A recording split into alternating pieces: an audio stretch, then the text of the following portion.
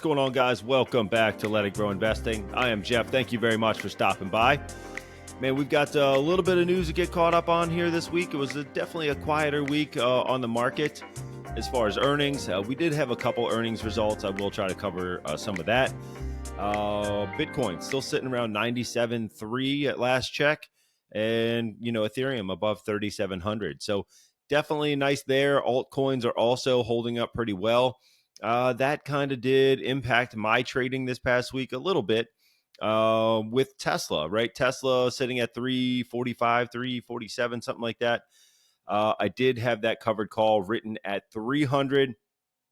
Why did Bitcoin affect Tesla? Well, Tesla's the fourth largest corporate holder, I believe, that is not in the purely in the Bitcoin space or a hedge fund or anything like that. So Bitcoin is still going to impact Tesla's numbers pretty significantly, right? So we had Tesla down at like 220 230 when I wrote that covered call for 300, and went right through 350. So now I got rid of those shares, but that gives me some money to redeploy, move things around, and ultimately kind of have some flexibility as to what I'm doing here. So 300 was that predetermined exit price. I wanted the premium. I did get some gains on the Tesla sale. Obviously, if I held on to it, I would have sold it for much more, which it burns a little bit. I'm not going to lie, but it is what it is, right? So I'm going to move on from that.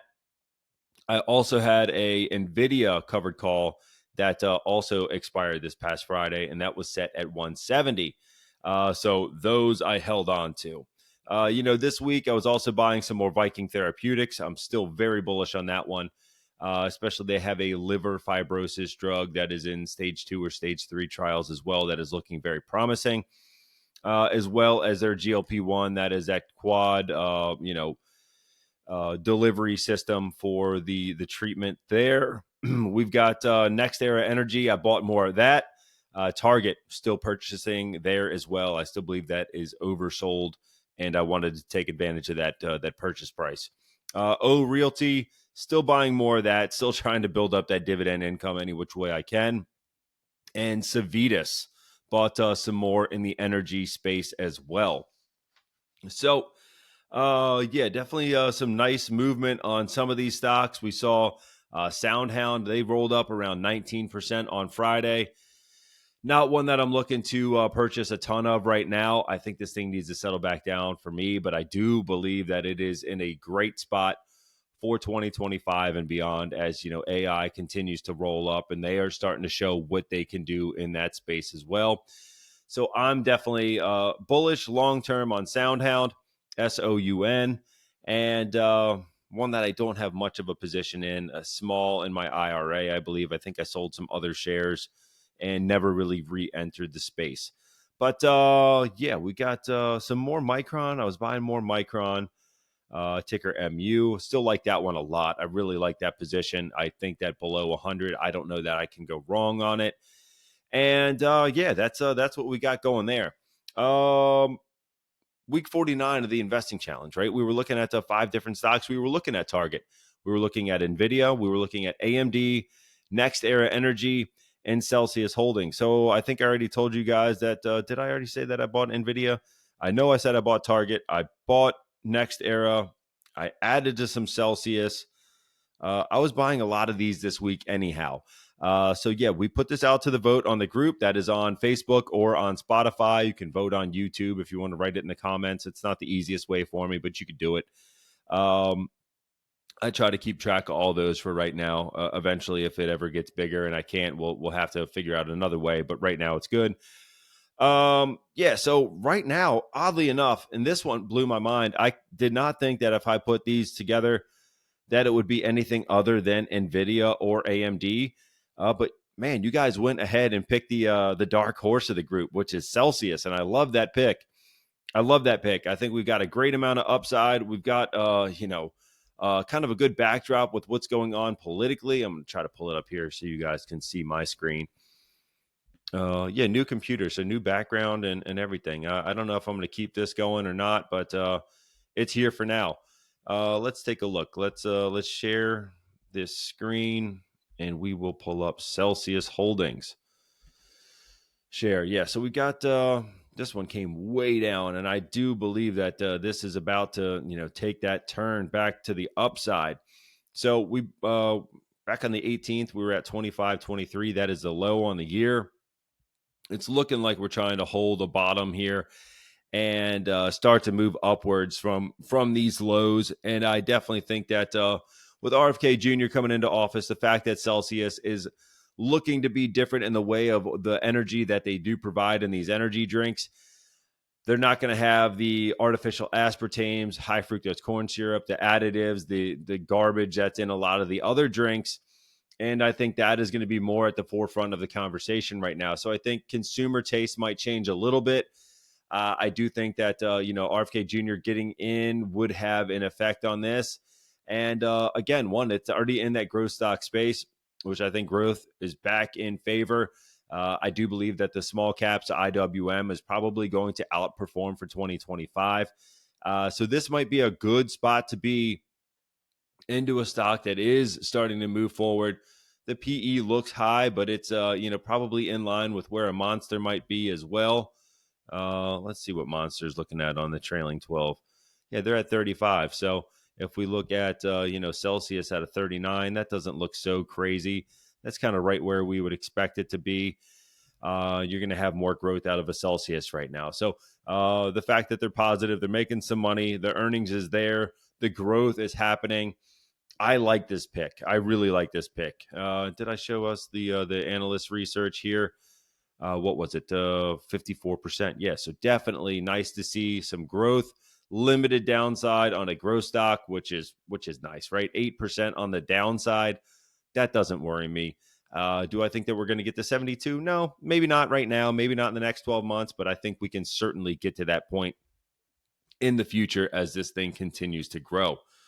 So thank you guys very much for voting for week 49. I will roll right into week 50. Hard to believe we've only got 3 weeks of this left in this year, but that's where we're at. First up, Dell. We're looking at Dell Technologies. Dell has been one of those battleground stocks for quite some time, and it kind of slowed down, kind of with what Intel was doing. A little bit of a kind of pin action between Intel, Dell. They weren't really going anywhere. I like Dell for a lot of different reasons right now, mainly because of the hyperscaling in servers that were needed for AI.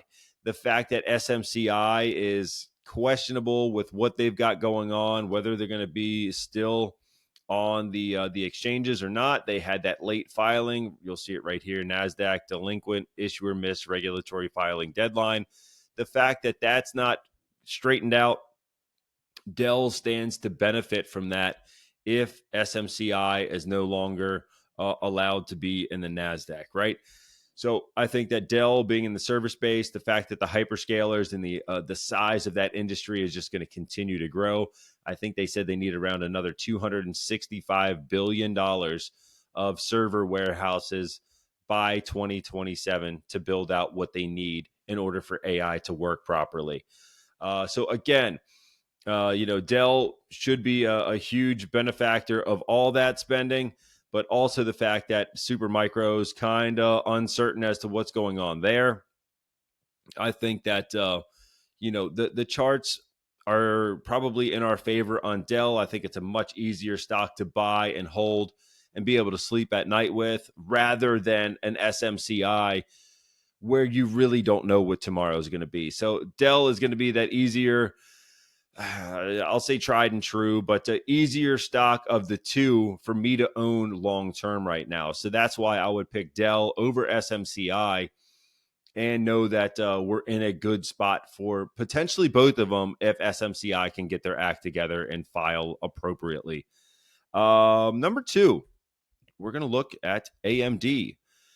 A lot of billionaire investors are questioning whether or not they want to stay in NVIDIA or do they want to put their money into AMD. So you're seeing more and more people start to add to this. We are much closer to those yearly lows and the yearly highs that were set back in March, right? The yearly low was last December at 116. We're at 137, and the high in March was 227.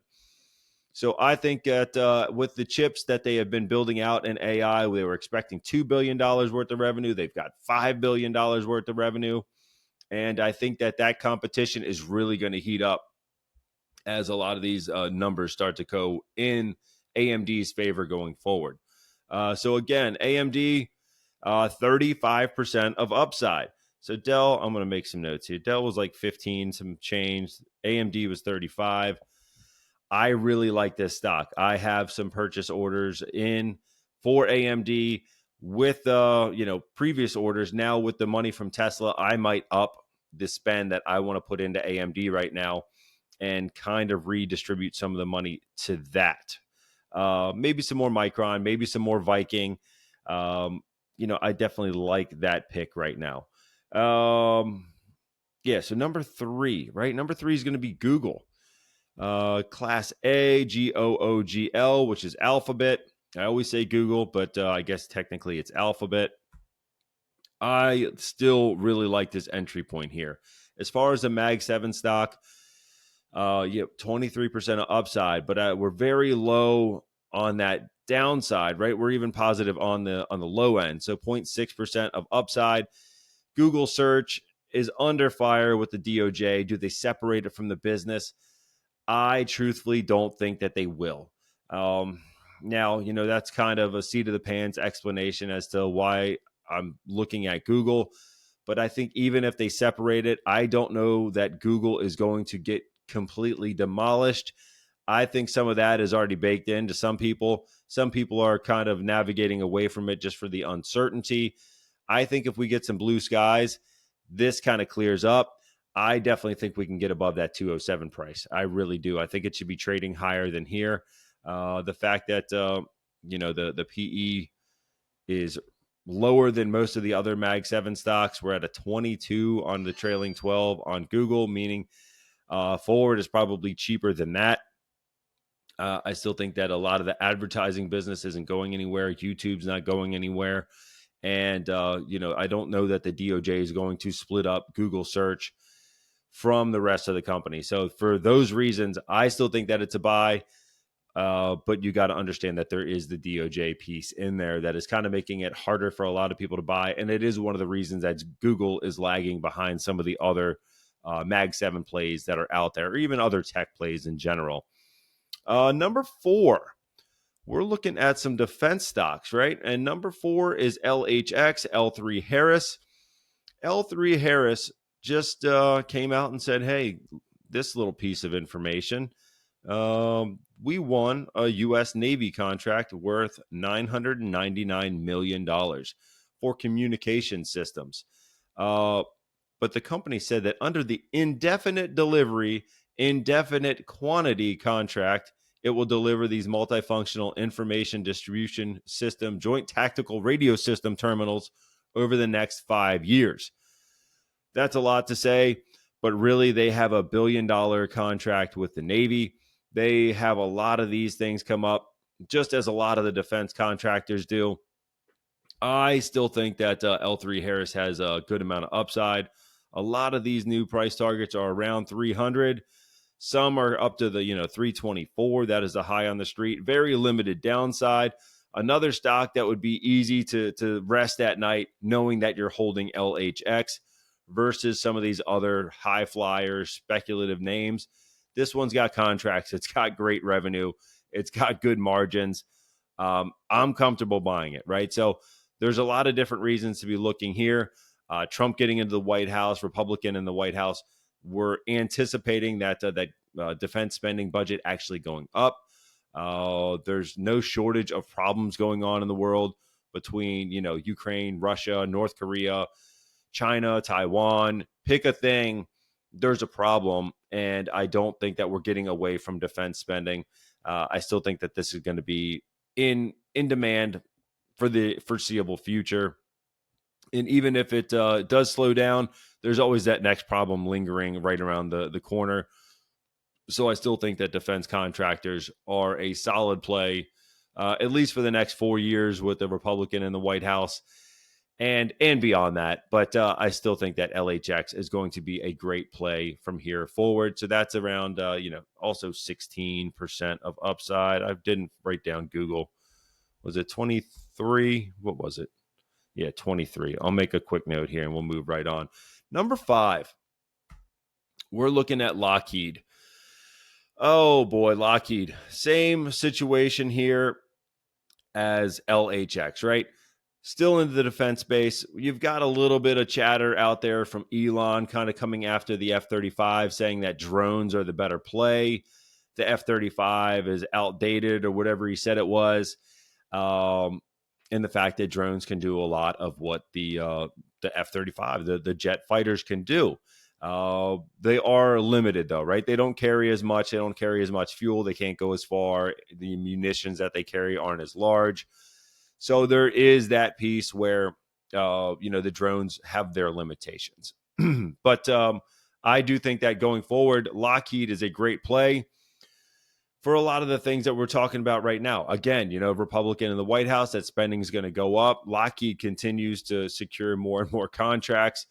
We're resupplying different countries around the world from all of the, munitions that they are using in war, whether it be communications, whether it be missiles or bombs or whatever, anything else. These companies are supplying it.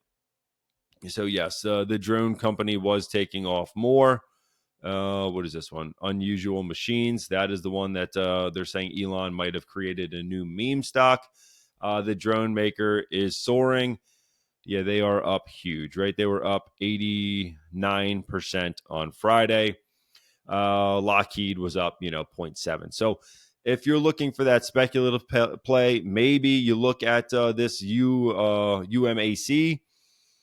Maybe you want to be into that one. I don't know that I want to chase it after an 89% gain in a day. I can't do it. Maybe you want to. It's just not for me. But yeah, I definitely think that these defense names make a lot of sense.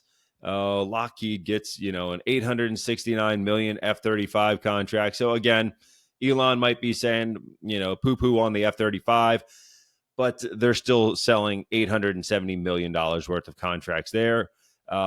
I don't think that this is going to change. I think that, Lockheed might even boost up their drones. They might do more there.